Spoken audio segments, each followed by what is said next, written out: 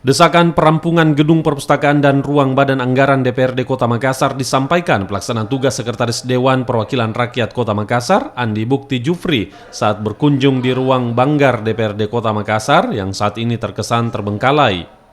Renovasi ruang Banggar dan pembangunan perpustakaan ini dimulai pada tahun 2018 lalu, namun hingga saat ini kedua ruangan ini masih belum bisa digunakan. Sekwan tidak bisa menyelesaikan proyek tersebut karena anggaran pengerjaan proyek berada di Dinas PU.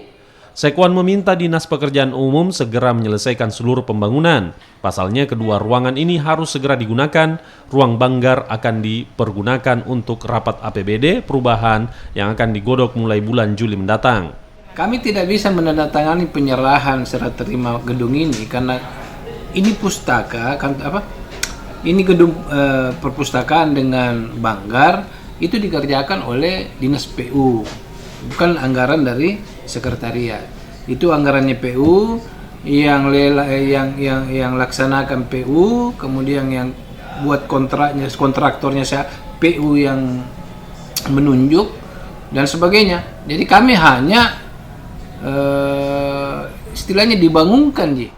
Untuk gedung perpustakaan yang baru dibangun juga dinilai harus segera diselesaikan untuk menampung buku dan berkas DPRD yang saat ini dititipkan di ruang arsip. Nila Rustam, Kompas TV Makassar.